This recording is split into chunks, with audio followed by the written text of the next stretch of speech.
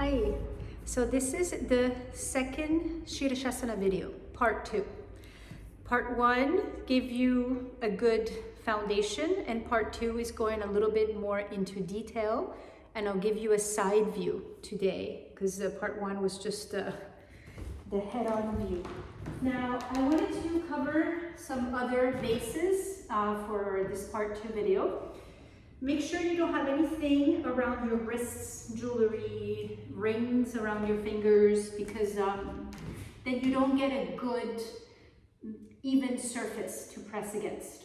So that's one thing. I think on part 1 video I talked about not having long sleeves because the skin has to be exposed with the props, the support that you're using.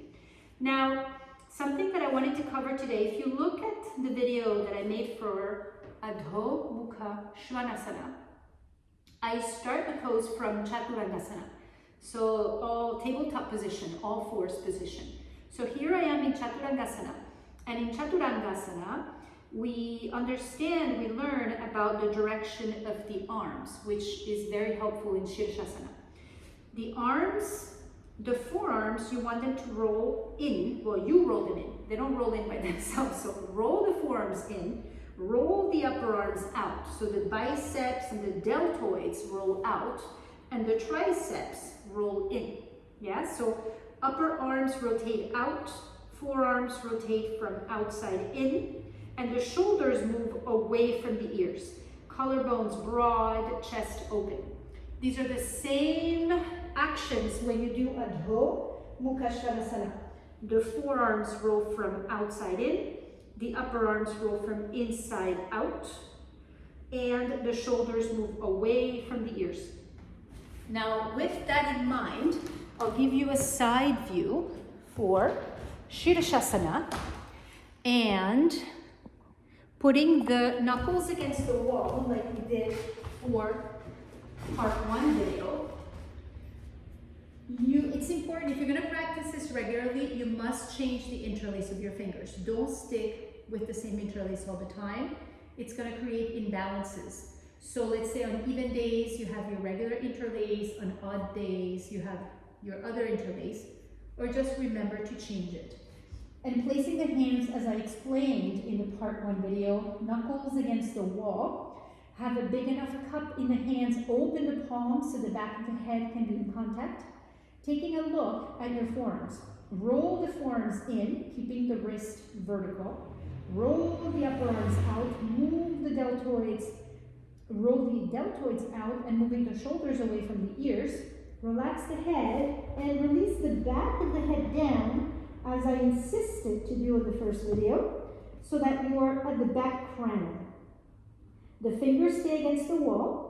And again, press the forearms, move the upper arms away from the forearms, move the shoulders away from the ears, and see that the shoulders don't fall towards the ears when you straighten your legs. So you straighten your legs and the shoulders stay away from the ears. Forearms press down, upper arms move away from the forearms, and when you walk your feet in, your back should not touch the wall. If you're touching your back to the wall, it means you're collapsing. It means that you need to understand concave back positions in other poses. And then you lift one leg up and then a little kick with the other leg, heels against the wall. So the knuckles still touch the wall. Press the wrist down, press the forearms down, roll the deltoids out, move the upper arms away from the forearms, shoulders away from the ears, back of the head releases down. Breathe. And as you press the heels into the wall and you stretch the legs up, move the buttocks towards the heels, the hips towards the heels. And see that my buttocks, they're not touching the wall. If I sit heavy on the wall, it looks like this, and this is wrong. Press the heels into the wall, move the buttocks away from the wall, and the waist releases back towards the wall so you don't collapse in the lumbar kidney area. Now to come out, stretching one leg up, the other one comes down, and lightly, the other leg comes down at some point, and then you can rest the forehead for a moment. And then do rope one action like I showed in the part 1 video without turning the head. extending the arms, changing the interlace. You don't have to stay long. It's just to correct any collapse, any caughtness that came to be. And now, for more damage control, I'm also going to show you Chaturpadasana. Chatur means four, pada means legs, the four-legged pose. So head on the floor, can you see? Yes, I'm a little far away, but you can see. Head on the floor, shoulders on the mat. Feet hip width apart, feet straight. And you place your hands at the edges of the mat. Make sure that you are centered with your mat. Now, the focus here is going to be to feel the length of the back of the neck. So the focus is not going to be the back bend. Okay, it is a back extension pose, but the focus is the length of the neck. So with that in mind, you press the feet down, you lift the hips, and feel, I have my ponytail on, you feel the back of the neck lengthening. Feel the back of the head sliding away from the shoulders, and the chin tucking in towards the chest in a natural way. And then you hold the edges of the mat and you roll onto the heads of your shoulders like you're doing Sarvangasana, like you're doing Halasana.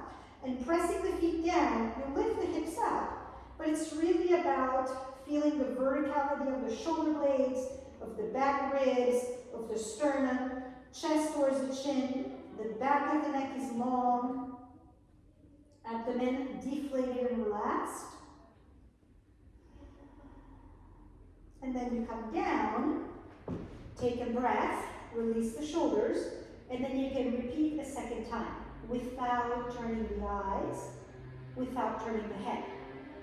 You press the feet down, you lift the hips up, and feel the sliding of the sides of the neck. Feel the lengthening, the symmetry at the level of the neck. So that's your focus. Shoulders away from the ears. And then you come down, release the shoulders. And don't forget, as I insisted in the first video, part 1, Sirsāsana needs to be followed with some sort of a Sarvangasana practice. So make sure that you remember that, so you stay balanced. And there we go, part 2 of the Sirsāsana video, introduction for beginners. Happy practice.